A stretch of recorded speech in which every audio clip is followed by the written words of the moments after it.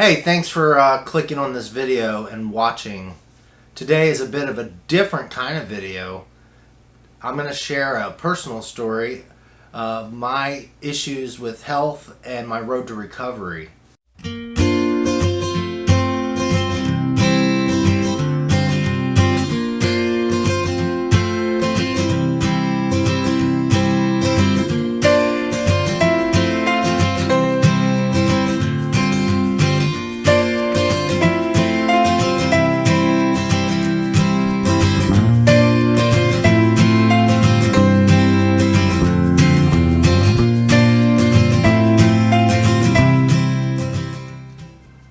If you've watched some of my previous videos, you will see that I reference a story where I was in end-stage renal failure. My kidneys did not work, and I was actually on dialysis for several years. A completely, absolutely different kind of life than what I have shared in the videos I've been posting. I wasn't able to do any of these things that I am making videos on now, and the reason I am making these videos now is because of this story of my health and my road to recovery. So, little backstory. Back in 2018, 2019, somewhere in there, my doctor said that I need to start dialysis, so I started dialysis. And when I went to the clinic, the first time, like the orientation, they explained my options, and they told me I could have hemodialysis, which involves going into their center 3 days out of the week and being connected to a machine that actually pulls your blood out, filters that blood, and then pumps it back into your body, kind of like an oil filter for your car. The other option they gave me was called peritoneal dialysis, which I would do at home, which was really appealing. And what they would do is they would insert a catheter into my abdomen, into my peritoneal cavity, which is a liner around your stomach, and it's, I guess, porous. And what this catheter allows is when you connect to your dialysis machine, it pumps in a solution into this cavity, and you leave that solution in there for various amounts of times. In my case, it was 88 minutes. And the toxins in your body would be, the solution would adhere to those toxins as it sits in the peritoneal cavity, and then it would drain out. And it would do this several times throughout the night. And in my case, it was 9 hours a day or night. At times through my treatment, it was as much as 11 hours to fully get the dialysis that I required for my situation. And that time will vary for other people. But average, it was 9 hours. And the dwell, which is where you leave that solution in your abdomen, was 88 minutes. That was pretty standard for my treatment, 88 minutes. It would do this cycle up to 4 times a night, where it would put the solution in, let it sit for 88 minutes, and then drain it out. I didn't have the luxury of just being able to sleep through this whole process, and for years, literally years, every time it would go in to drain that solution out, something inside my body would not allow the flow to go unimpeded. So the machine would alarm, it would make noises, loud beeping noise to alert you that there's a obstruction or an issue. And then to resolve that issue, I would at minimum have to like sit up and, you know, allow that drainage to start happening again. But more often than not, at worst, I would have to stand up. So this would happen every 2 hours or so. The alarming would happen, and it was just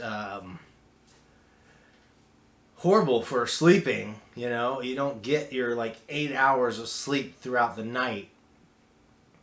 You're constantly interrupted, and I did that for years. So then I got the bright idea. I was like, well, I want to sleep. So I started doing my treatments during the day. I talked to my nurse at the clinic, and she said there's no problem with that.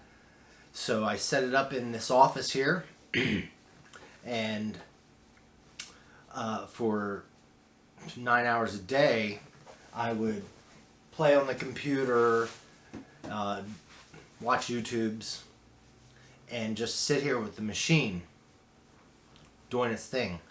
Now, that 88-minute cycle where I could get off the machine again, I would take advantage of. I would disconnect because I had 88 minutes to run to the grocery store if I could, or try to clean house, or just things that normal people do without thinking about the logistics of. They just do it. But me, I had to get it done in that 88-minute window because I had to get back and connect for dialysis. Bear in mind, I did my dialysis every day. No days off. 9 hours a day at minimum, sometimes even longer, but I did it every single day,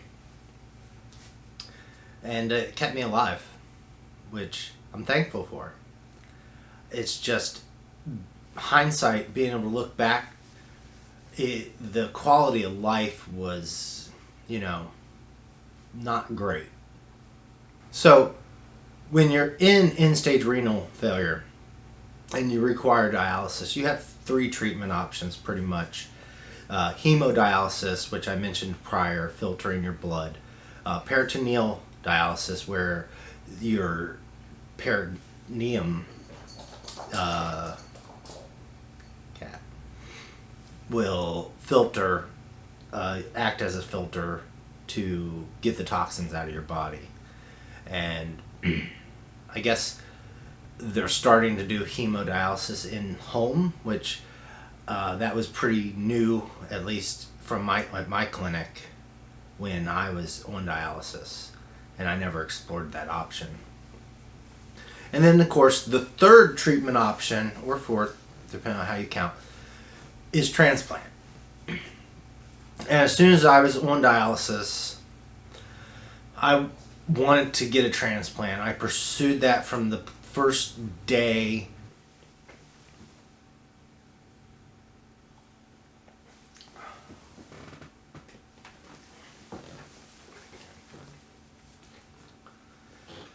Halifax Health Center for Transplant Services took me on, and I became part of the family, and that's what they echo. That once you get into their transplant center, you're never really out of it because they stay with you the rest of your life, essentially. And they're great people. I'm so happy to know them, and I'm so happy that they helped me get to where I am today. They handle all the medical side of the transplant, of course. And I went in with them, and they set you up with a dietitian. You meet the surgeon, you meet the nurses and the staff, and they cover everything to make sure that you're eligible for a transplant. 1, that you're healthy enough. 2, that you can financially cover it. And 3, get you on the list, the UNOS list, where you will take a kidney from a deceased donor, I went there with a reference from my nephrologist that I'm on dialysis and need a kidney. And Halifax Health, the Transplant Center, the Center for Transplant Services, they're just the best people. And they got me through that process. And it's a lot of blood work.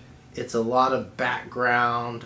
You have to have finances in check because transplants, the medications required, I mean, it's big money, but it's a small cost to stay alive. And you need really good insurance, whether that be Medicare or private insurance. And we're fortunate that my wife has private insurance that helped so much, and then Medicare picked up also and helped us through that. And then also on top of that, because it doesn't cover it all, my sister-in-law started a GoFundMe, and so many people, some of them strangers, some of them family, and some of them friends, all donated and helped us through this time. And it was a time to get through, and I'm so grateful for them, so grateful for each and every one of the people in my GoFundMe that donated to the Transplant Center, to my nephrologist's office, and Amanda, she is the front desk gal who helped me through this and get me on the right path to a transplant. So I thank you all. I mean it. I was on the UNOS list pretty much shortly after meeting with Halifax Health and the Center for Transplant Services. And I was on that list for a while, and I was waiting. And while on that list, my health declined, and my wife was helpless. She could only watch as I became half of the person I was. And and I think if she was here to speak on her own behalf, she would say that the turning point was when we had went grocery shopping and we returned to the car with the cart, and we loaded the car up, and I said I would return the cart to the cart caddy. And I did, but when I started returning to the car, I took a step and I just collapsed. And she was already seated in the car, and I attempted to get myself back up, and I couldn't. My leg just wouldn't support my weight, and I felt helpless. She saw this, and of course she came to my aid, and I want to also thank the nameless passerbys, two of them, that stopped to offer assistance. They probably thought I was drunk, but I wasn't.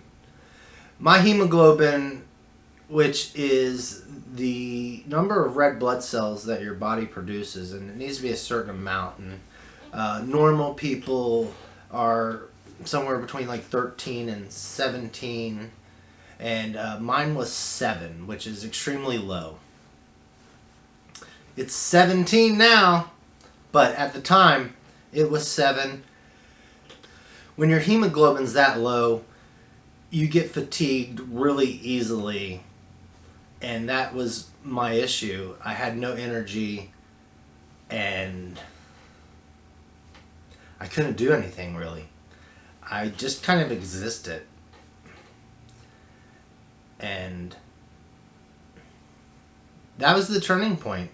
She witnessed that. She got to see it and how helpless I was, that she decided she had to do something.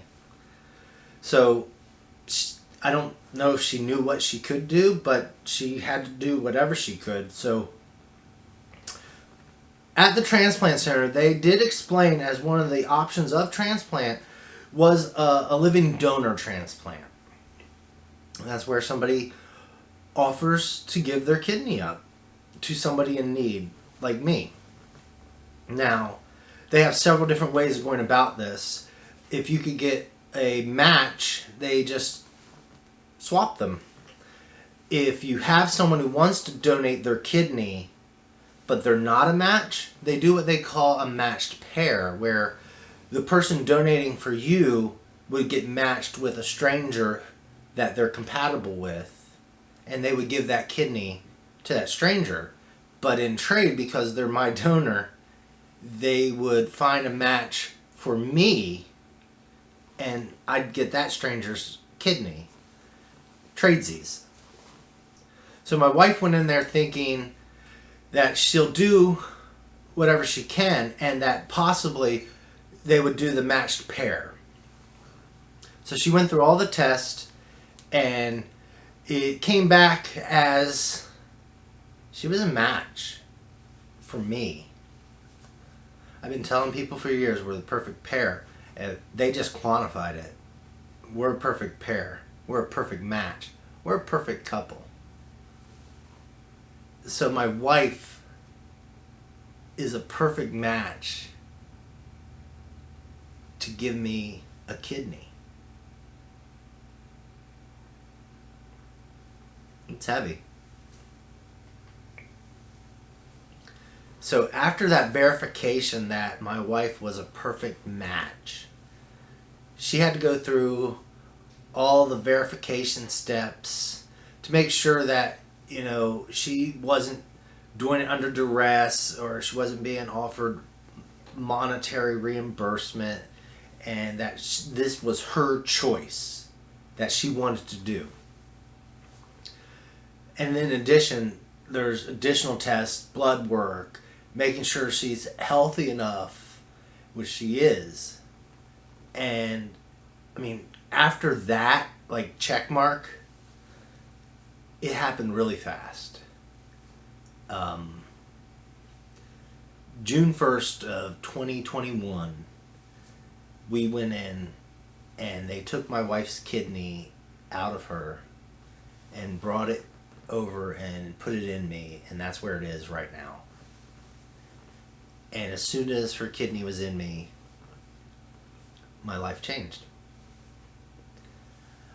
Of course, I had recovery, and that was a process, because, you know, they're cutting you open and putting this organ in you and piping it in.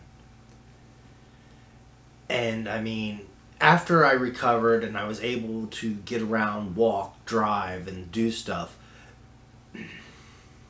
I feel like my mental energy was through the roof, and my body needed to catch up, because I was ready to take on the world.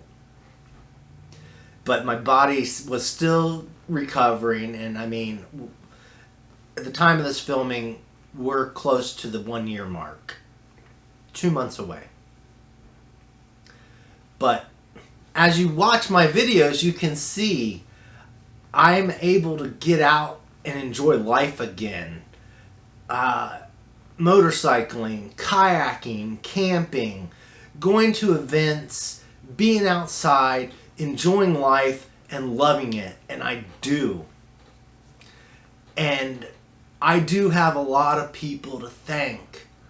But most of all, I need to thank my wife for giving me that gift. I wouldn't be here without her.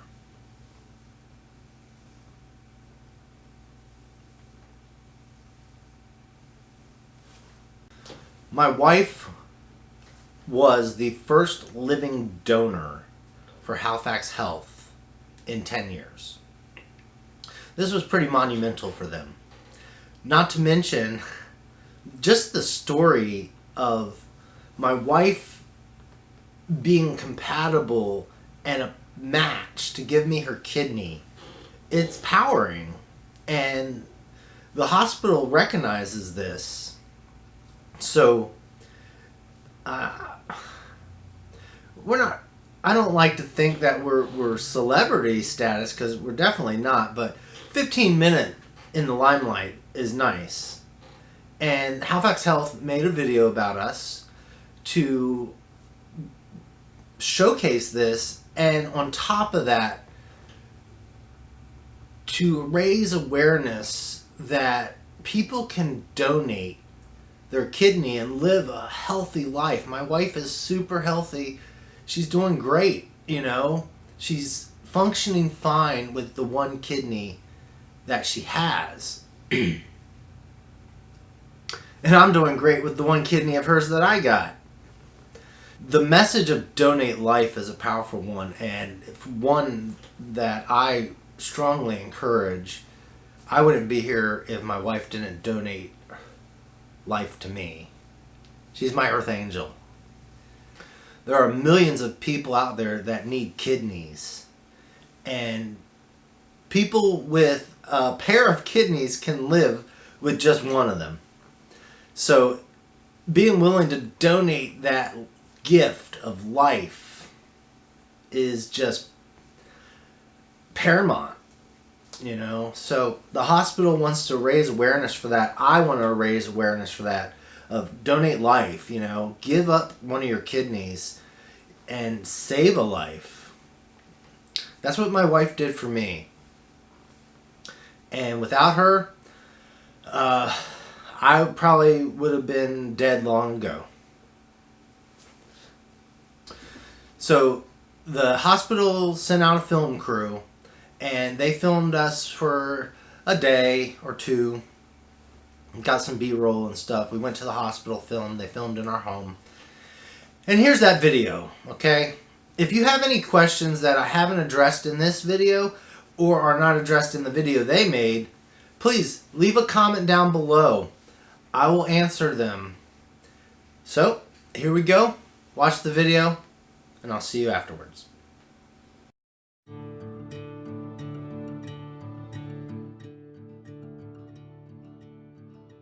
We've been married 8 years this past February. We have 2 cats. I'd like to have 5, but we're only allowed 2 cats. 5 is too many. We've been trying to get out into the wilderness. Kayaking, fishing, pretty much nothing's stopping me now.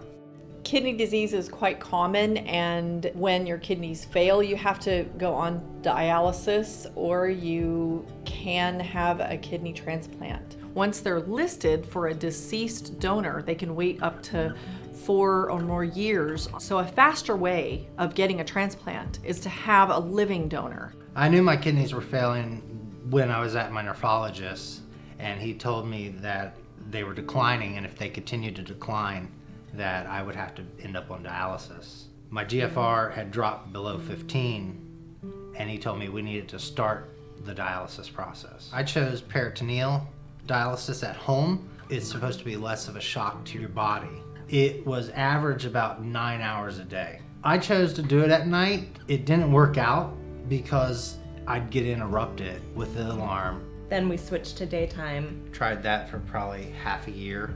I'd go into the dwell cycle and I could disconnect, but I'd only have 88 minutes. Our life completely revolved around this dialysis.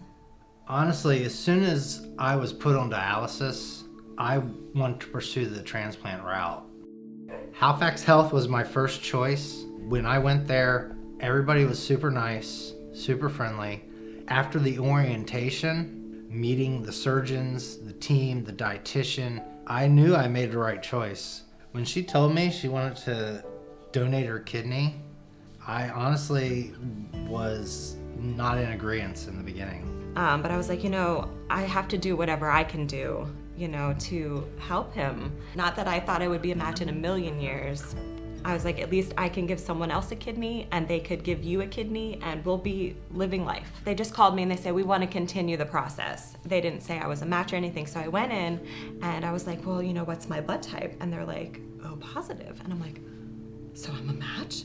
And they're like, yeah, but you know, they didn't want to get my hopes too high. So they were like, but we still need to do testing. I called him on the way home. I was like, oh my God. I was like, I think we're a match. I was the same. I was in disbelief. I read blood relatives have a 25% chance of being compatible. When we found out we were a match and they were moving forward, they wanted to move very fast.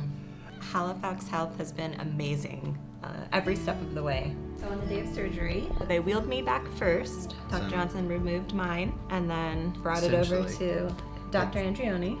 Essentially, it's like unscrewing a light bulb, taking it to another room, and screwing it in, and it works just that fast. Instantly. As soon as they put it in, you know, my body started putting the blood in it.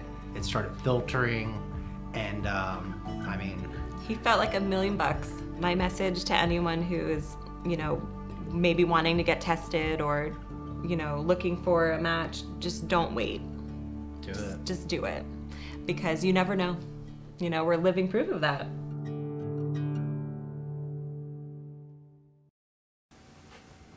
I hope you enjoyed that video. We enjoyed making it. It was fun and it was nice. I know it's not my normal content, and don't worry, I'll be getting back to the water, the pavement, and the dirt shortly, okay? I hope to have some exciting content come out. Please, if you haven't already, click the subscribe button. Hit that bell notification so that you're notified when I post my next video. And like this video, please. And share it. The message of donating life is very important. And there's a bunch of people out there that don't even know about it and may be willing to save a life. Thanks for watching, and I'll see you next time.